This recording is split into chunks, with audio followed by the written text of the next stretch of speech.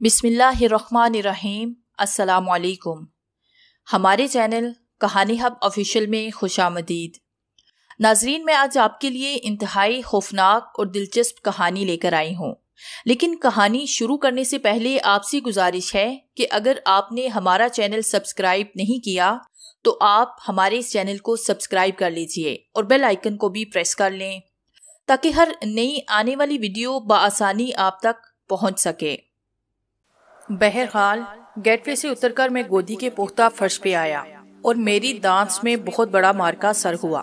मैंने guard room का रास्ता देख लिया था और फिर मैं फौजियों की तरह बावकार अंदाज में तेज तेज चलने लगा। दोपहर के खाने की छुट्टी हो चुकी थी और दूर दूर तक करेने और फौजी गाड़ियां कतार में खड़ी हुई थी। इक्का दुक्का मजदूर या बहरिया का कोई वर्दी पोश कारकुन सामने से तेजी से गुजर जाता। बाईं तरफ से दो साइकिल सवार फौजी गार्ड मेरे करीब से गुजरे तो उन्होंने गर्दन तान कर दाईं तरफ अपने सर को झटका। It is right. मैंने हाथ उठा के दोनों का सलाम किया और इस वक्त कॉलेज में स्काउट के लिए जो तरबियत दी थी उसने मेरा भरपूर साथ दिया। मेरा जवाबी सलूट 100% लेफ्टिनेंट का सलूट था। अभी मेरा उठा हुआ हाथ शाने से नीचे भी ना गिरा था कि गार्ड रूम से छोटी सी बहरिया की कार निकली और मेरी तरफ बढ़ गई। स्टीयरिंग पे मेरा दोस्त विलियम हार्वे था। उसकी नजरें अपने जहाज पे लगी हुई थी, वरना कुदरती तौर पे वो सामने से आते हुए लेफ्टिनेंट की तरफ जरूर देखता। तेज धूप में मेरी वर्दी की आस्तीनों पे ओहदे की सुनहरी पट्टियां दूर से चमक रही थी। मेरा दिल शदीद रफ्तार से धड़कने लगा, लेकिन बहरहाल मैं जल्दी से घूम गया। साइकिल सवार फौजी चंद कदम आगे बढ़े होंगे कि मैंने रोबदार आवाज में उन्हें पुकारा, जॉन्स कम हियर। फौजू ने साइकिलें रोकी और पांव टेक कर मुझे देखा। मैंने जाती हुई कार की तरफ पुश किए ही अंग्रेज अफसरों की सी शान से कहा, इधर आओ। दोनों जवान साइकिलों से उतरकर मेरी तरफ आ गए। मैंने ये सब देखकर फौरी खिजान के तहत किया, अब अगर विलियम गाड़ी से उतरकर इस तरफ देखता भी है तो ये एक आम सा मंजर होगा कि एक लेफ्टिनेंट दो फौजियों से खड़ा बातें कर रहा है। अलबत्ता मैंने सोचा जरूर कि इन्हें रोक तो लिया है, लेकिन इन्हें क्या कहूँगा। मेरे कान उस तरफ लगे हुए थे और मैंने महसूस किया कि कार का इंजन बिल्कुल बंद हो गया है। अब विलियम गाड़ी से उतरेगा और मुमकिन है जहाज पे चढ़ने से पहले वो इस तरफ देख ले। दोनों फौजी मेरे पास आए। उनमें से एक ने जमीन पे बूट मार के कहा, यस सर। वो दोनों एक एक हाथ से साइकिल पकड़े स्टेशन की तरह टेंशन खड़े हो गए। एक लम्हे में मेरे जहन में गड़बड़ सी हुई। मैंने सोचा कि अब मैं इनसे क्या कहूँ, क्या बात करूँ।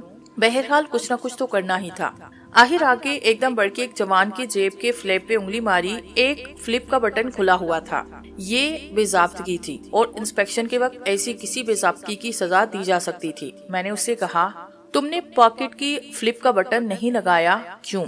जिस शख्स से मैंने ये अल्फाज कहे उसका चेहरा पीला पड़ा। उसने सामने देखते हुए और ज्यादा अटेंशन हुआ। I am sorry sir. उसकी आवाज गले में फंस रही थी। मैंने सोचा कि अब क्या करूं। अगर मैं इनके साथ गार्ड रूम तक पहुंच जाऊं तो खतरे से बाहर हो जाऊंगा। मैंने फिर कहा, ये बहुत गलत है, मेरे साथ आओ। ये कह के मैंने रोब के साथ गार्ड रूम की तरफ चलना शुरू किया। वो दोनों मेरे पीछे पीछे आ रहे थे। 10, 20, 30 और 50 कदम और हम लोग घूम के गार्ड रूम में पहुंच गए। मसले संतरी ने टेंशन होके मुझे सलाम किया। हम गार्ड रूम से गुजरते हुए बाहर सड़क पे आए। अभी मैं पूरी तरह खतरे से बाहर ना हुआ था। मेरे साथ आने वाले दोनों गार्ड्स की हालत खराब थी। मैंने कहा, टैक्सी नहीं मिलेगी इस वक्त? मेरे इस गैर मुतवक्के सवाल पे वो दोनों हैरान हुए। फिर जिस शख्स पर मैंने इतराज किया था उसके चेहरे पे रौनक आई। मैंने देखा कि वो इस सरसे में अपनी जेब का फ्लिप बंद कर चुका है। सर, मिल जाएगी, अभी लेकर आते हैं। आप गार्ड रूम में तशरीफ रखिए। ओके ओके जाओ, मगर ठहरो, मैं किसी से लिफ्ट ले लूंगा। ओके तुम जाओ, थैंक यू। वो दोनों इतनी आसानी से चांद छूटने पे सलूट मार के साइकिलों पे सवार हुए और रवाना हो गए। मैं सड़क पे खड़ा उन्हें जाते देखता रहा। मुझे अंदाजा था कि थोड़ी देर के बाद वो इस मनहूस जगह से दूर हो चुके होंगे, लेकिन अगर मैं कुछ देर यहीं खड़ा रहा तो मुझे विलियम का सामना करना पड़ेगा। मैं लिफ्ट मांगू, मगर किससे? सड़क तो दूर दूर तक वीरान पड़ी हुई थी। अचानक मुझे एक ट्रक आता नजर आया और मैं तैयार हुआ। अब चाहे नतीजा कुछ भी निकले, मैं इस ट्रक को रोक के यहाँ से भाग जाऊंगा। ट्रक मेरे करीब आके रुका तो अचानक ही मेरे जहन को झटका लगा। ड्राइवर के बराबर वाली सीट पे वही फॉरमैन बैठा था जिसके मुझसे काफी मुलाकातें हो चुकी थी। उसने फौरन मुझे पहचाना, नीचे उतर आया, फिर सलाम करके बोला, यस सर, क्या हुक्म है? میں ٹرک کے پاس کھڑا ہوا۔ میں نے کنکھیوں سے دیکھا کہ ولیم کی گاڑی گارڈ روم پہ آئی، لمحے بھر کے لیے رکی اور پھر چل پڑی۔ وہ ادھر ہی آ رہی تھی۔ میں نے ٹرک کا دروازہ کھولا اور اندر سیٹ پہ بیٹھ کے فورمین کو اشارہ کیا، تم پیچھے بیٹھ جاؤ، مجھے بھی اس طرف جانا ہے، مجھے کوئی ٹیکسی چاہیے، چلو میرا کام بڑا جلدی کا ہے۔ یہ کہہ کے میں نے ٹرک ڈرائیور کو آگے چلنے کا اشارہ کیا۔ میں نے ٹیکسی ڈرائیور کو جو سمت بتائی وہ اس سمت سے مختلف تھی جہاں ولیم کی گاڑی مڑی تھی۔ ہمارے قریب سے گزرتے ہوئے ولیم نے اپنی گاڑی کی رفتار ہلکی کر لی اور میرا دل بری طرح دھڑکنے لگا۔ میں نے ٹرک کے دروازے پہ ایسے ہاتھ لیا کہ عہدوں کے نشانات بھی چھپ گئے اور میرا چہرہ بھی بازو کی آڑ میں ہو گیا۔ ولیم ٹرک کا جائزہ لیتا ہوا وکٹوریا ٹرفیس آنے والی سڑک پہ رکا۔ ہمارے ٹرک نے دوسری ٹرک سڑک پار کر لی اور کچھ آگے نکلے تو میں نے خود کو سنبھال کے آگے پیچھے دیکھا۔ یہ سڑک مسافر گودی کی طرف جا رہی تھی۔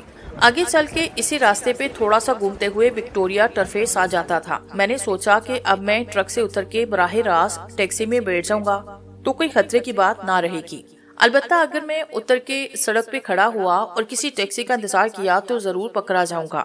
ولیم اس علاقے میں گشت لگاتا رہے گا، نہ جانے مجھے کیوں اندازہ ہو رہا تھا کہ وہ مجھے ڈھونڈ کے نکالے گا۔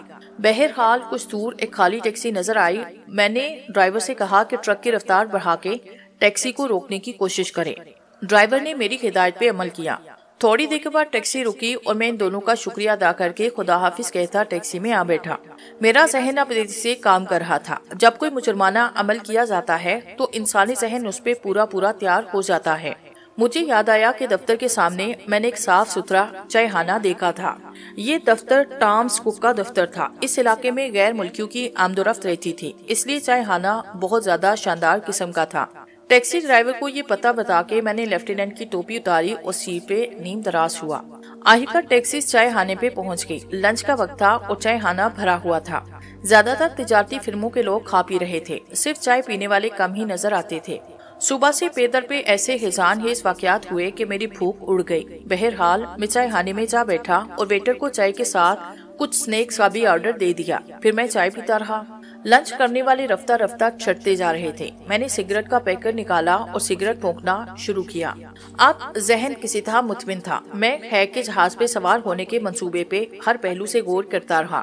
صورتحال کے بہت سے پہلو ایسے تھے جن کے بارے میں مجھے کچھ معلوم نہ تھا۔ میں نہیں جانتا تھا کہ ہیگ کہاں جا رہا ہے۔ بہرحال وہ دفتر میرے سامنے تھا۔ میرا دل چاہا کہ اس کے کاؤنٹر پہ جا کے پوچھوں کہ 9 نمبر برتھ پہ کون سا جہاز لگ رہا ہے اور یہ جہاز کہاں جا رہا ہے، لیکن یہ بات فضول سی معلوم ہوئی۔ بہرحال اب ہیگ کہیں بھی جا رہا ہے، مجھے بات نظر انداز کرنی ہے۔ میں کون سا قانونی طور سے کسی جہاز سے سفر کروں گا؟ ایک مجرمانہ سفر کرنا ہے، لیکن ہیگ کو چھوڑنا میرے بس سے باہر تھا۔ وہ کہیں بھی جائے مجھے اس کا پیچھا کرنا ہے۔ جہاز پہ سوار ہونے کا مسئلہ تو میں نے حل کر لیا۔ لیفٹیننٹ کی وردی کے نیچے کمر سے وہ بیلٹ بندھی ہوئی تھی جس میں بہت کچھ میرے پاس موجود تھا۔ میں نے بہت سے روپے تبدیل کرائے اور اب بے شمار امریکی ڈالر اور پاؤنڈ میرے پاس موجود تھے۔ اس کے علاوہ برٹش انڈیا کے جو نوٹ باقی بچ رہے تھے وہ بھی میرے پاس موجود تھے۔ میں اس کا کوئی مصرف دریافت نہ کر سکا۔ ایک صورت تو یہ تھی کہ میں ٹریول چیک لیتا، دوسری بات یہ تھی کہ جہاز کی روانگی میں 4 گھنٹے سے زیادہ تھے۔ میں یہ رقم ڈالر میں تبدیل کرتا یا پھر اس کے جواہرات خرید لیتا۔ مجھے پتھروں کی پہچان تھی۔ اس شہر میں ایک سے ایک بڑا جوہری پڑا ہوا ہے، دھوکہ کھانے کا کوئی خطرہ نہیں۔ کسی ایسی بڑی دکان کو دیکھتا ہوں جہاں اس رقم سے جواہرات خریدے جا سکے۔ جواہرات کی زبان اس دنیا میں عام ہے اور صحیح معنوں میں وہ ٹریول چیک سے زیادہ محفوظ چیز ہوتے ہیں۔ اچانک ایک نام میرے ذہن میں آیا۔ یہ سیٹ سلطان میاں جواہر والی تھے، ایک بہت بڑے جاگیردار، ریاست کے نوابی خاندان سے تعلق رکھتے تھے۔ اپنے طبقے سے اس درجے مختلف تھے کہ انہوں نے بہت سے کاروباروں میں روپیہ لگایا اور اس زمانے میں کروڑ پتی تھے، جب 1000 پتی کی حیثیت بھی 1000 پتی کہلاتی تھی۔ میں 20 مرتبہ ان کے ساتھ شکار پہ جا چکا تھا۔ والد صاحب کے بہت اچھے دوستوں میں سے تھے، اور سچی بات یہ ہے کہ جواہرات کا کاروبار ان لوگوں نے صرف اس لیے شروع کیا کہ مہم جوئیوں میں والد صاحب کے ساتھ رہے اور بہت سی جگہوں سے لاتعداد نواردات ان کے ہاتھ لگے تھے۔ بس ان نواردات کے حصول کے بعد اسی شوق میں جوہری بن گئی، اور اس وقت بمبئی میں سب سے بڑی دکان انہی کی تھی۔ پرانے ٹاک کے جھکی سے انسان تھے، اکثر ریس کھیلنے کے لیے ممبئی آتے رہتے۔ ایک رات بمبئی میں قیام کے دوران جوہری بازار سے گزر رہے تھے کہ خیال آیا کیوں نہ بیگم کے لیے موتیوں کا اچھا سہار خرید لیں۔ ان کا حلیہ ہمیشہ ہی خراب رہتا تھا۔ मैला कुर्ता पजामा और रुई की सदरी और सर पे तरकी टोपी, हाथ में पानों की डिबिया और बटुआ। अलबत्ता 2-3 रियासती फटनेबाज कमोबेश उन्हीं की तरह खराब हुलिये में पान चबाते हुए उनके साथ रहा करते। उस दिन जब वो जौहरी बाजार से गुजर रहे थे तो वो लोग उनके साथ थे। जिस जौहरी के यहाँ वो पहुंचे उसने नई दुकान खरीदी। सुल्तान मियाँ से वाकिफ नहीं था। हुलिया भी उनके जैसा था कि कोई भी उन्हें देख ले ये नहीं समझ सकता कि ये कोई बहुत बड़े अमीर कमीर आदमी होंगे। वो खैरत से उन्हें देखने लगा। इस दौरान सुल्तान मियाँ ने कहा, हाँ भाई, जरा मोतियों का कोई 17वां हार दिखाओ। जौहरी ने मुलाजमों को इशारा किया। मुलाजिम ने 2-3 बार हार सामने किया। उन्होंने भोलेपन से कहा, अरे हाँ, ये तो बताओ कि चांदी की अंगूठियां मिल जाएंगी अकीक वाली। जौहरी की समझ में कुछ न आया। जब उन्होंने दोनों हाथों की उंगलियां फैला के अकीक झड़ी हुई 6-7 चांदी की अंगूठियां दिखाई तो वो जाके समझा कि मियाँ क्या तलब कर रहे हैं। एक मुलाजिम ने किसी कदर रौनक से कहा, नहीं जनाब, आपने शायद इस दुकान की हैसियत का गलत अंदाजा लगाया है। अगर आपको ऐसी घटिया अंगूठियां चाहिए तो वो सामने वाली गली में आप चले जाएं। फुटपाथ पे एक शख्स चादर बिछाए बैठा है, वो अंगूठियां उसके पास मिल जाएंगी। अच्छी अंगूठियां हैं, 4-4, 5-5 रुपए की मिल जाएंगी। बात करेंगे तो शायद 2-4 आने कम कर दे। सुल्तान मियाँ और उनके साथी अब भी नहीं समझे कि मुलाजिम क्या कहना चाहता है। अपने एक साथी से बोले, पत्ता समझ लो अकील मियाँ, यहाँ से उठकर वहीं चलेंगे। उधर दुकान का मालिक जौहरी इन तमाम लोगों को अजीब से अंदाज में देख रहा था। उसे गुस्सा आ रहा था कि ये घटिया दर्जे के लोग किस तरह इस अजीमुशान दुकान में घुसे चले आए। सुल्तान मियाँ कहने लगे, भाई, जो हार तुमने हमें दिखाए इनके अलावा भी कुछ है तुम्हारे पास? कोई ढंग की चीज दिखाओ। ये क्या घटिया चीजें मेरे सामने लाके रख दी। अब दुकान के मालिक से रहा न गया। उसने मुलाजमों को इशारा किया, हटाओ ये हार, हटाओ ये सामान इसके सामने से। जी, क्या चाहिए आपको जनाब? ये चांदी की 4-4 रुपए वाली अंगूठियां आप यहाँ इस दुकान से तलब कर रहे हैं? आपको पता है कि ये असली मोतियों की दुकान है। हम असली मोतियों के हार बेचते हैं। भाई जाओ, सामने वो गली है, इसमें तुम्हारे मतलब की तमाम चीजें मिल जाएंगी। सुल्तान मियाँ को एकदम से एहसास हुआ कि वो शख्स इसका मजाक उड़ा रहा है और इन्हें घटिया समझ रहा है। वो अपनी जगह से उठे और बोले, रियास मियाँ, इसे पूछो कोई बेच रहा है अपनी ये सच्चे मोतियों की दुकान, क्या लेगा इसके? जौहरी और उसके मुलाजिम हंसने लगे। दुकान के मालिक को मजाक सूझा। उसने हाथ बांध के मजाक से कहा, बस जनाब, माफ कीजिए, गरीब आदमी हो, रोजी कमाने दीजिए। जाइए जाइए, इस गरीब आदमी की रोजी छीनने की कोशिश मत करें। मतलब क्या है ये बताओ। आओ भाई, जरा बाहर आओ, कहीं ये बेवकूफ आदमी ये ना समझे कि हम इसकी दुकान में डाका डालने आए हैं और तुम अकील मियाँ हमारे बैंकर को बुला लाओ। जाओ, जो हम कह रहे हैं वो करो। वो नीचे उतर आए और फिर बपड़े हुए शेर की तरह दीवार के सामने टहलते रहे। उनके मुंह से गालियां निकल रही थी। कोई आधे घंटे के बाद उनका बैंकर आया। ये एक पारसी था और सुल्तान मियाँ के मिजाज से बखूबी वाकिफ था। सुल्तान मियाँ ने कहा, जाओ जरा इस दुकान का सौदा करो, ये हमारा हुक्म है। बैंकर ने दुकान में जाके सूरत-ए-हाल मालूम की और जब इसे सूरत-ए-हाल का पता चला तो उसने कहा, सेठ जी, क्यों अपने आप को मुसीबत में डाल लिया? जानते हो वो कौन है? उन्हें तो नहीं, लेकिन आपको जानता हूँ जनाब। आप दुकान बेच दे। आप ये दुकान यहाँ कायम ना रहेगी। वो बहुत बड़े नवाब हैं। और उसके बाद बैंकर जौहरी को सुल्तान मियाँ के बारे में तफसीलात बताता रहा। जौहरी के तो होश उड़ गए। इस दौरान सुल्तान मियाँ फुटपाथ पे खड़े गुस्से से लाल पीले होते रहे। जौहरी नीचे आया, हाथ जोड़ के उसने माफी मांगी और कहने लगा, अब मुझे माफ कर दे जनाब, मैं आपको पहचाना नहीं। आइए मेरी दुकान में आइए। अबे तेरी और तेरी दुकान की ऐसी की तैसी, तूने क्या समझा पठान हूँ मैं, पठान? वो किसी तौर पर मान नहीं रहे थे। दुकानदार ने कुछ कहा लेकिन बस शामत ही आ गई थी। इस वक्त तक सुल्तान मियाँ सुकून से न बैठे जब तक मुंह मांगी कीमत देके उन्होंने वो दुकान ना खरीद ली। और जब दुकान खरीदी तो सुल्तान मियाँ अपने इसी टोले के साथ उसी हुलिये में आए और भरे बाजार में सेठ और उसके मुलाजमों को गद्दी से पकड़ के दुकान से नीचे उतारा और दुकान में ताला डाल के वापस चले गए। हफ्ते भर के बाद जब वापस लौटे तो सुनारों और दूसरे कारकिंदों की एक पूरी टीम उनके साथ मौजूद थी। दुकान पे अपना बोर्ड लगवाया। सुल्तान मियाँ जवाहिर बोला। उसके बाद बाकायदा कारोबार फैला और इसमें कोई शक नहीं कि आज 10 साल के बाद पूरे सराफे में मियाँ सुल्तान की टक्कर की कोई दुकान ना थी। एक तरह से ये राजे नवाबों के भाई बंद थे। दर्जनों रियासतों से इनका नकद और उधार लेन देन चलता था। इनकी दुकान रियासती कारकंदों के लिए बहुत बड़ी हैसियत रखती थी। दुकान के ऊपर की मंजिल में 2.5 शानदार 2 कमरे हर वक्त तैयार रहते थे। आज किसी रियासत के देवान साहिब बम्बई की सैर के लिए तशरीफ लाए तो कल राजन घाट के वजीरे खजाना राजा की बिटिया के जहेज का सामान खरीदने आ रहे हैं। इनका वही पुराना बैंगर गोया अफसरे मंसूबा बंदी था। ऐसी ऐसी तरकीबें बताता कि राजवारू से गोया एक ही जगह चार चार वसूल हूँ और एहसान का आसान अलग रहे। इस वक्त मुझे वही सुल्तान मियाँ याद आए और एकदम से मेरे जहन में पुरानी बातें गूंज गई। सुल्तान मियाँ इन लोगों में से थे कि अगर इस वक्त इनके पास जाके कहूँ कि सुल्तान चचा मैं 40 आदमी को बम से उड़ाकर आ रहा हूँ, तो मजे से पान छुपाते हुए फरमाएंगे कि कोई बात नहीं शहजादे, तुम मुँह हाथ धो के खाना वाना खाओ, हम कोई बंदोबस्त कर लेते हैं। बहरहाल मैंने करीब की दुकान से टेलीफोन डायरेक्टरी में सुल्तान मियाँ की दुकान का नंबर देखा। खुशकिस्मती से वो दुकान पे मौजूद थे। मैंने टेलीफोन पे कहा, वो सुल्तान साहिब, मैं सामली फार्म वाला हमदान जमशेदी का बेटा बोल रहा हूँ। जमशेदी मियाँ? अच्छे अरा कौन? जमशेदी भाई के बेटे? जी हाँ वही। ला हौला वला कुव्वता, बड़े गड्ढे हो और टेलीफोन कर रहे हो। अभी मैं तेरा चचा हूँ, मुझसे टेलीफोन पे बात कर रहा है। अगर बम्बई में है तो क्या तुझे सीधा मेरे पास आना नहीं चाहिए था?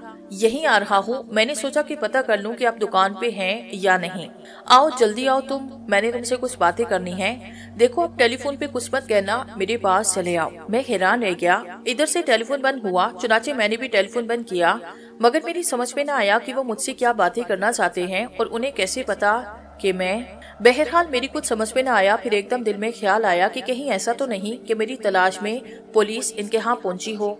यानी शोहरत वाले से सीतागढ़ी इतनी जगह मालूम न थी और वहाँ के रहने वाले इतने आम लोग न थे कि पुलिस ये जान न सकती कि सुल्तान मियाँ का ताल्लुक भी सीतागढ़ी से है और मेरा भी।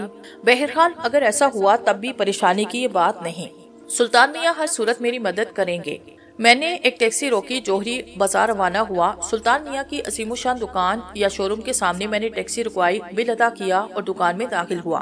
फौरन ही 2 मुलाजिमों ने मुझे अटेंड किया और बोले, जनाबे वाला आइए, तशरीफ रखिए, जो दरकार हो बता दीजिए, आइए। भाई मुझे सुल्तान साहिब से मिलना है। अच्छा, सुल्तान साहिब से, तशरीफ लाइए, मुलाजिमों ने अदब से कहा। उन्होंने बड़े एहतराम से मुझे एक अंदरूनी कमरे में पहुंचाया। अंदर गाँव तकी से टेक लगाए।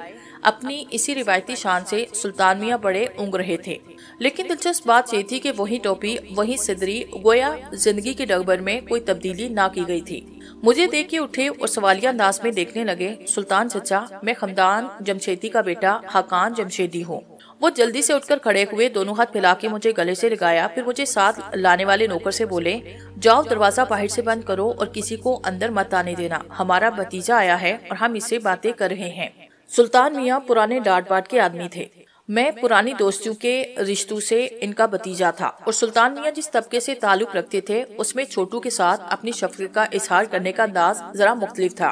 उन्होंने मुझे डांटते हुए कहा, तो तुम समुद्री फौज में मुलाजिम हो? जी हाँ। सुना है होटल में तुमने कोई आदमी मार डाला। उनके ये अल्फाज मेरे हाथ पे बम का धमाका बन के गिरे। मैं सन्नाटे में आया। उनका सवाल था, चुनाचे जवाब देना जरूरी था।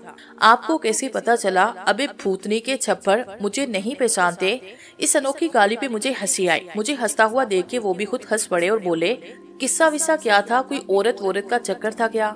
मेरी गर्दन झुकी तो वो फिर हंस पड़े और बोले, अबे तू इसमें शर्माने की क्या बात? अल्लाह बख्शे, वो जो कहते हैं ना कि बाप पर पोत, पिता पर घोड़ा। ये जुमले अदा करके वो एकदम से खामोश हुए। फिर यूं लगा जैसे उन्हें अपने अल्फाज पे शर्मिंदगी हुई हो। उन्होंने किसी कदर दुख भरी आवाज में कहा, अल्लाह बख्शे हमदान भाई को, इस वक्त जिंदा होते तो ये केस बन ही नहीं सकता था।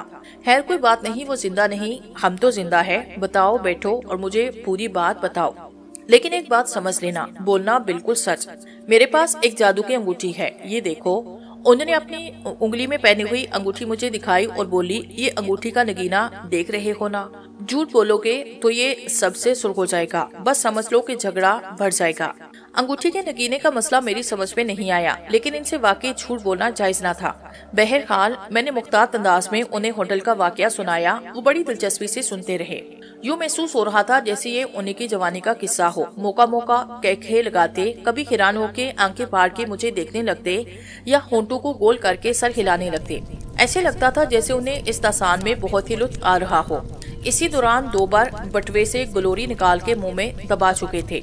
आंखों में बच्चों जैसी शरारत खेल रही थी। जब मैं पूरा किस्सा सुना चुका तो जल्दी से बोले, کہاں ہے اب وہ چھنلیا؟ ایک لمحے تک تو میں چھلنیا سمجھ نہ سکا، لیکن پھر بات سمجھ میں آئی۔ میں نے ان کا چہرہ دیکھا تو مجھے ایسے لگا جیسے ان کی چمکدار آنکھوں میں شکاریوں جیسی تجسس کی لہریں مجھے مار رہی ہوں۔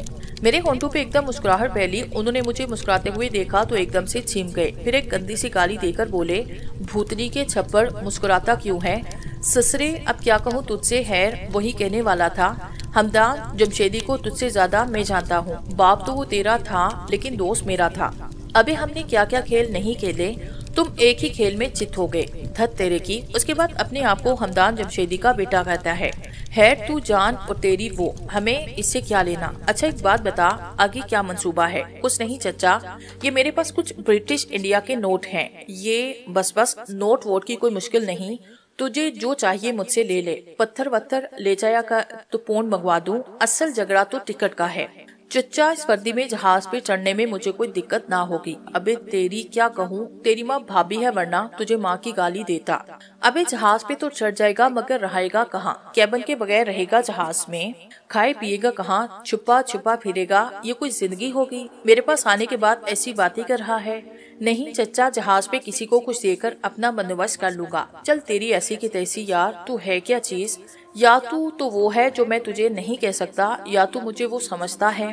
ابے سمندری فوج میں ملازم ہے تو اور جہاز کے طور طریقے نہیں معلوم تجھے؟ اول تو انگریز کی علمبرداری ہے، کوئی ریاستی ٹنٹا نہیں۔ جہاز کے جس ملازم سے دلانے کی بات کرے گا، گدی سے پکڑ کر کپتان کے پاس لے جا کر کھڑا کر دے گا، یا پھر کوئی آنکھ کا اندھا اور گانٹ کا پورا پیسہ ڈھیلا کر کے تجھے چھپائی رکھنے پہ راضی ہو بھی گیا تو چھپائی گا کہاں جانتے ہو؟ کسی کوئلے کے گودام میں یا آٹے چاول کے سٹور میں چوہے کی طرح بند رکھے گا۔ 3-4 دن میں خلیہ خراب ہو جائے گا، سمجھا پاگل کہیں گا۔ ابے بھوتنی کے چھپر میرے پاس آیا ہے اور ایسی باتیں کر رہا ہے۔ مگر چچا کچھ نہ کچھ تو کرنا ہے۔ چچا کے پاس آیا، اب کرنا تجھے ہے۔ چل ٹھیک ہے، اس وقت 2 بج رہے ہیں، 1.5-2 گھنٹے آرام کر، کھانا وانا کھا، اوپر جا بیٹھ، میں دیکھتا ہوں کون سا جہاز ہے، کہاں جا رہا ہے۔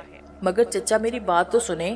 ابے تیری اصل کی ایسی کی تیسی، مجال ہے کسی کمپنی کی کہ سلطان میاں کو ٹکٹ دینے میں آنا کانی کریں۔ ان سسروں کی تو۔ سلطان میاں نے ایک بار پھر اپنی موٹی سی گالی بکی اور میں گہری سانس لے کے خاموش ہوا۔ حالانکہ یہ صورتحال ایسی نہ تھی کہ کسی دوسرے پہ بھروسہ کیا جائے، مگر سلطان میاں کو میں اچھے سے جانتا تھا، اگر تل ہی گئے کچھ کرنے پہ تو کر ہی ڈالیں گے۔ بہرحال ان کی ان باتوں سے میری پریشانی تو دور ہو گئی۔ بھوک واقعی بالکل نہیں تھی، لیکن پھر بھی سلطان میاں کی فرمائشی گالیوں سے بچنے کے لیے تھوڑا بہت کھایا پیا، اس کے بعد ان کے ریاستی گیسٹ ہاؤس میں چلا گیا۔ ویسے میں نے ملازم کے ہاتھ ساری کرنسی سلطان میاں کو پہنچا دی تھی۔ اس کے بعد ملازموں نے پردے کھینچے، میں نرم اور آرام دہ بستر پہ دراز ہوا۔ ویسے نیند تو آنے کا سوال پیدا نہیں ہوتا تھا، لیکن سلطان میاں نے بڑی شاہانہ مسہریاں بچھوائی تھی، جنہوں نے آخر کار میری پلکیں ایک دوسرے سے چپکا ہی دی۔ پھر جب میری آنکھ کھلی تو میں نے دیکھا کہ کمرے کی بتی جل رہی ہے، روشن دان طریق ہے۔ ایک لمحے تک تو صورتحال کا مجھے سمجھ نہ آئی، پھر دوسرے لمحے میں بستر سے اچھل کے ایسے کھڑا ہوا جیسے مجھے بچھو نے ڈنک مارا ہو۔ کمرے میں لگی ہوئی گھڑی 7:30 بجا رہی تھی۔ میں خوفزدہ انداز میں اٹھا اور گھڑی کو دیکھا، اس میں بھی یہی وقت تھا۔ میں 5 گھنٹے تک سوتا رہا۔ ہے کا جہاز 2 گھنٹے پہلے بمبئی چھوڑ چکا ہوگا۔ یہ کیا ہو گیا؟ میں نے جیسے تیسے تڑکے ڈریسنگ گاؤن پہنا، رقم کی بیلٹ اٹھا کے بھاگم بھاگ سیڑھیوں سے اترا۔ کیا کر ڈالا یہ میں نے؟ سلطان میاں جیسے اور جلول آدمی بھی بھروسہ کر کے سب کیا دیا خراب میں ملا دیا۔ نیچے دکان میں بہت زیادہ رونق تھی۔ مجھے اس حالت میں دیکھ کے دکان کا مینیجر میری جانب آیا تو میں نے غصے سے کہا، سلطان میاں کہاں ہیں؟ آپ آئیے جناب۔ اس نے نرمی سے میرا ہاتھ پکڑ کے مجھے اندر کا راستہ دکھایا۔ سلطان میاں کہاں ہیں؟ آپ تشریف رکھے، غسل کریں، کپڑے تبدیل کریں، میں چائے تیار کر کے آتا ہوں، چائے پیئیں گے یا کچھ اور؟ میں نے مزید غصے سے کہا، تمہاری شامت آ گئی ہے، میں نے تم سے کچھ پوچھا، تم کچھ بکواس کر رہے ہو، چائے گئی جہنم میں۔ سلطان میاں کہاں ہیں؟ یہ تو مجھے نہیں پتا کہ سیٹھ صاحب کہاں گئے، آپ کو جگایا کیوں نہیں گیا؟ مجھے جو ہدایت دی گئی اس کے مطابق طے کیا گیا کہ آپ جب سو کر اٹھیں تیار ہو کے چائے وغیرہ ضرور پئیں۔ لعنت ہے تم پہ، تمہاری چائے پہ، میں جا رہا ہوں۔ یہ کہہ کے میں نے دروازہ کھولا تو مینیجر جلدی سے میرے سامنے آیا، میرے اور دروازے کے درمیان جا کھڑا ہوا۔ سنیے حقان صاحب، مجھے کہا گیا ہے کہ آپ کو کہیں نہ جانے دوں اور اس وقت تک آپ کی خدمت کرتا رہوں جب تک خود سیٹھ صاحب نہ آ جائیں۔ یہ خدمت تم کیسے کرو گے؟ معافی چاہتا ہوں، جیسے بھی بند کرے گا کہوں گا۔ میں بری طرح اچھل گیا۔ کچھ سمجھ میں نہ آیا کہ قصہ کیا ہے، یہ بھی سمجھ میں نہ آیا کہ بستر پہ لیٹتے مجھے نیند کیوں آ گئی، لیکن اب ذہن کچھ اور انکشافات کر رہا تھا۔ آہستہ آہستہ سارا کھیل میری سمجھ میں آ رہا تھا۔ سلطان میاں نے کھانے کی کسی چیز میں نیند کی دوا ملا دی تھی تاکہ میں سوتا رہوں اور بمبئی سے روانہ نہ ہو سکوں۔ میرے خدا، یہ خبیث بڈھا جو میرے باپ کے دسترخوان پہ منو کے حساب سے اس کا نمک کھا چکا ہوگا، مجھے پولیس کے ہاتھوں فروخت کرنے گیا ہے۔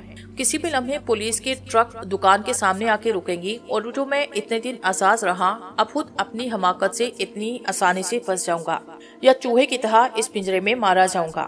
میں نے ایک لمحے تک کچھ سوچا، پھر آخری فیصلہ یہی کیا کہ مجھے ہر قیمت پہ یہاں سے نکل جانا چاہیے۔ مینیجر جو جوڈو کراٹے کا ماہر معلوم ہوتا تھا، بہترین تن و توش کا آدمی تھا۔ میں نے یہ سوچا کہ اگر اس نے مجھے نہ جانے دیا تو پھر اس سے دو ہاتھ کرنا پڑیں گے، میرے بچنے کی کوئی اور صورت نہ تھی۔ اس وقت تو صورتحال ایسی تھی جیسے پولیس بس آنے ہی والی ہو۔ سلطان میاں اب مجھے ایک شیطان کی صورت نظر آ رہے تھے۔ بے شک میں جوڈو کراٹے سے واقف نہ تھا، لیکن دیسی کشتی کے تمام داؤ پیچ مجھے معلوم تھے۔ حالانکہ اس وقت کشتی لڑنے کا کوئی موقع نہ تھا کیونکہ مینیجر کی ایک آواز پہ دکان کے سارے ملازم جمع ہو سکتے تھے۔ میں نے دیکھا کہ پیپل کا کوئی 4 فٹ اونچا ایک خوبصورت سا گلدان سلطان میاں کی مسیری کے پاس رکھا ہے۔ میں نے وہ گلدان اٹھایا اور غصے سے بولا، سامنے سے ہٹ جاؤ ورنہ نتیجے کے ذمہ دار تم خود ہوگے۔ سنیے جناب، میری بات تو سنیں، مینیجر نے مسکراہٹ کے ساتھ کہا۔ اگر آپ اس بات سے ناراض ہیں کہ میں بار بار آپ کو چائے کی دعوت دے رہا ہوں تو معافی چاہتا ہوں، آپ مت پئیں، لیکن میرا کوئی قصور نہیں، یہ گلدان وہیں رکھیں اور اوپر تسلی سے جا کے غسل کریں۔ یہ کہہ کے اس نے دروازہ کھولا اور میں واقعی بری طرح چکرا گیا۔ سمجھ میں نہ آیا، مینیجر دروازہ کھول کے اس طرح پینترے بدلتا ہوا میری طرف بڑھا کہ میں نے گلدان سر سے بلند کیا۔ اچانک ہی عقب سے مجھے سلطان میاں کی آواز آئی، یہ کیا تماشا ہے، کیا ہو رہا ہے؟ سلطان کی آواز سن کے میں نے بجلی کی طرح پلٹ کے پیچھے دیکھا۔ میرا اٹھا ہوا ہاتھ نیچے گرا۔ مجھے گمان تھا کہ سلطان میاں کے پیچھے پولیس ہوگی اور اب بچنے کی کوئی صورت نہیں۔ سیٹھ صاحب، میں تو مشکل میں پھنس گیا، اگر آپ نہ آتے تو پتہ نہیں میرا کیا حشر ہوتا۔ مینیجر کی آواز تھکی سی تھی، جیسے اس کی کسی بڑے فرد سے گلو خلاصی ہوئی ہو، مگر یہ صورتحال میری سمجھ میں نہ آئی۔ یہ کیا ہو رہا تھا آخر؟ سلطان میاں اپنے بستر پہ آ کر بیٹھے، دروازہ کھلا ہوا تھا۔ میں نے سوچا کہ بس نکلنے کا اس سے اچھا موقع کوئی نہیں، چنانچہ میں نے دروازے کی طرف دوڑ لگائی۔ ابھی پکڑو اسے، سلطان میاں کے نعرے کے ساتھ مینیجر نے جھکائی دے کے مجھ پہ چھلانگ لگائی اور مجھے کمر سے پکڑ لیا۔ ہم دونوں قالین پہ گرے۔ وہ واقعی جوڈو کراٹے کا ماہر تھا۔ اس نے کچھ ایسے انداز سے میرے پیروں پہ کینچی ڈالی کہ میں بے بس ہو کے قالین پہ پڑے کا پڑا رہ گیا۔ سلطان میاں بڑی حباست سے ہنستے ہوئے اٹھ کھڑے ہوئے۔ بھائی، یہ کیا حرامی پن ہے؟ ابھی چھوڑ پھوتنی کے چھپر، 2 چٹکی بھنگ ایسی سالی دماغ کو چڑھ گئی۔ بلا وجہ کبھی گلدان اٹھاتا ہے، کبھی اٹھ کے بھاگتا ہے، ہاتھ پہ تلوار بیٹے کا بیٹا۔ ابھی میمے کے بچے بکرے کی اولاد ہے کیا؟ ابھی اگر ہاتھ ٹوٹ گئے تو جہاز پہ کون چڑھے گا، تیرا باپ یا تیرا چچا؟ باپ تو اس دنیا میں نہیں۔ پھر انہوں نے مینیجر کے ایک لات رسید کی اور بولے، اٹھ جا بے، کیسا ایسے پڑا ہے جیسے؟ اب کیا کہوں بچے کے سامنے؟ چائے یہی بجوا اور دروازہ بند کر۔ مینیجر نے مجھے چھوڑا اور کپڑے جھاڑتا ہوا اٹھا اور پھر لنگڑاتا ہوا دروازے سے باہر نکل گیا۔ میری سمجھ میں کچھ آ نہیں رہا تھا، بالکل دماغ خراب ہو گیا تھا۔ واہ بھائی، کیا سوچ رہا تھا تو آخر؟ کرنا کیا چاہتا ہے مجھے بتا مجھے، یہ کیا مار پیٹ سوجی؟ اور مینیجر بیچارہ ابھی 2 کوڑی کا آدمی تھا، وہ تیرا ملازم تھا، مار پیٹ کر لیتا، اس کی ٹانگیں توڑ دیتا، سر پھاڑ دیتا، کچھ بھی نہ کہتا۔ تو کیا سمجھتا ہے؟ چل اٹھ، یہ دیکھ۔ یہ کہہ کے سلطان میاں نے جیب سے ایک مڑا چڑا کاغذ نکالا اور میری طرف بڑھا دیا۔ میں نے حیرت سے دیکھا، یہ جہاز کا ٹکٹ تھا۔ سکندریہ کے لیے ایک فرسٹ کلاس کیبن سلطان میاں کے نام سے ریزرو کر دی گئی۔ میں نے آنکھیں پھاڑ کے اس ٹکٹ کو دیکھا، پھر سلطان میاں کو دیکھا۔ میرا دل چاہ رہا تھا کہ میں اپنے منہ سے غلاظت نکالوں۔ سلطان میاں کے انداز میں ایک باپ جیسی شفقت تھی۔ وہ مسکرا رہے تھے، پھر انہوں نے کہا، بھائی میری صورت کیا دیکھ رہا ہے؟ جہاز کا ٹکٹ ہے، تیرے لیے کیبن بک کرائی میں نے فرسٹ کلاس کی۔ میں واقعی اندر ہی اندر میں زمین میں گڑا جا رہا تھا۔ حالانکہ جو کچھ سوچا تھا وہ میرے دل میں تھا، لیکن مجھے ایسے لگ رہا تھا جیسے میں کوئی بہت بڑا مجرم ہو گیا ہوں۔ اس شخص کے بارے میں اس انداز میں سوچا میں نے جو محبت و اثار کا پیکر ہے، جس کے چہرے کی شفقت مجھے باپ کے چہرے کی طرح نظر آتی ہے۔ لیکن پھر اچانک مجھے خیال آیا، میں نے گھبرائی ہوئی آواز میں بولا، لیکن چچا جہاز تو جا چکا ہوگا۔ ارے ماں کی آنکھ ان سالوں کی، ہماری اجازت کے بغیر سالے ساحل چھوڑ سکتے تھے، لیکن چچا میاں، ہاں 8:15 बज रहे हैं। जहाज 9:30 बजे जाएगा। 9:30 बजे। हम कह रहे हैं ना कि तू ख्वाब देखना छोड़ दे। जब चचा के पास आया तो समझ ले तेरी सारी मुश्किलें हल हो गई। तेरा जहाज 9:30 बजे जाएगा और इसी 9 नंबर की गोदी से। तो जिस वक्त अपनी हरामकारी की दास्तान सुना रहा था भूतनी के छप्पड़, मैंने उसी वक्त मुलाजिम से पर्चा भिजवा के मैनेजर से जहाज के बारे में मालूमात हासिल कर ली। इधर तू खाना खाने जा रहा था, उधर मुझे मालूम हुआ कि तेरा जहाज 5:30 बजे के बजाय अब 9:30 बजे जा रहा है। मैंने देखा कि तू थका हुआ है, खौफजदा है, मुंह पे हवाइयां हैं। साले बाप ने कभी किसी खातिरदारी नहीं की। अंग्रेज का बाप भी उसे डरा न सका और तेरे मुंह पे इतनी सी बात से हवाइयां उड़ने लगी। हम जानते थे कि ऐसी हालत में जहाज पे चढ़ने का मतलब ये है कि बिलावजह तुझ पे शक किया जाए, उसके बाद तू धर लिया जाता। बुजुर्गों ने ऐसी हालत में एक ही इलाज बताया बेटा, और वो इलाज है नींद, वो भी 4-5 घंटे की भरपूर नींद। और हमारी बोटी उस काम के लिए तेर बहदफ है। इसलिए हमने हांसा से कह दिया कि वो चुटकी भतीजे को चिखा दो, ये हराम का बिल्ला सोता रहे, इस दौरान हम टिकट का मामला कर लेंगे। मगर पता चला बेटा कि बाप की था तुम भी हमारी बोटी को हजम नहीं कर सकते। ओछे हो हरामियों, ओछे हो। हमारे सबसे कीमती आदमी का सत्यानाश करने वाले थे। खोपड़ी बांट देते उसकी, टांगे तोड़ देते उसकी। मजाल है वो तुम पे हाथ भी हिलाता। अच्छा हुआ मौके पे पहुंच गए। इस सिलसिले में पूरे जंगली हो भूतनी के सांड अपने बाप की तरह। सुल्तान चचा की गालियां ऐसी बेमिसाल थी कि मेरे खलक से हंसी निकल गई, लेकिन इसके साथ ही वो शर्मिंदगी अब भी मेरे रगो पे में मौजूद थी, जो मैंने उनके बारे में ऐसे बुरे अंदाज में सोचा था। अगर उन्हें जरा भी गुमान होता कि मैंने उनके बारे में क्या सोचा, तो मेरे लिए वाकई डूब मरने का मुकाम था। वो मेरी इस हंगामा आराई को भंग का उतरता नशा समझ रहे थे। बहरहाल मैंने फट से अपनी रकम की बेल्ट उठाई और पूछा, चचा मियाँ ये टिकट कितने का मिला? सुल्तान मियाँ का चेहरा सुर्ख हुआ। उसके बाद गालियों का वो सिलसिला शुरू हुआ जो मैंने इसे पहले कभी सुना न था। उन्होंने काफी सारी गालियां देके गुलदान उठाया और बोले, हराम के पिल्ले, चचा कहता है और चुमार समझता है। अभी मुझे किसी बनिए की औलाद समझ रखा है या फिर क्या समझा तूने मुझे? पठान हूँ बेटे, पठान। जो पैसे मैंने तुझ पे खर्च किए अब मैं क्या कहूँ, बुरा मान जाएगा तो। फिर उसी तैश के आलम में उन्होंने सदरी की दूसरी जेब से 92 पौंड की गड्डी निकाली और मेरे मुंह पे दे मारी। ये रख, तूने जो हिंदुस्तानी नोट भिजवाए थे वो मैंने रख लिए। जब भी बम्बई वापस आए ले लेना मुझसे। साला बात करता है हरामी भनियों की तरह। अभी क्या कहूँ तुझसे, दिल तो चाहता है कि वो गालियाँ सुनाऊं कि तेरे पूरे खानदान की रूहें बिलबिलाती हुई कब्रों से निकल आए। तुझे पता है तेरे बाप से मेरे क्या ताल्लुकात थे? बात करता है। सुल्तान मियाँ की आवाज भराई। मेरे लिए वाकई जमीन सख्त हो गई थी। जमीन में मैं घिर जाता। सुल्तान मियाँ ने कुर्ते के दामन से अपनी आंखें साफ की। मैंने गहरी सांस लेके सोचा, कमाल है, बोलो वो कौन लोग हैं जिन्हें ऐसे बेमिसाल लोगों की दोस्तियां हासिल होती हैं? मेरे वालिद भी यकीनन ऐसी ही चीज होंगे।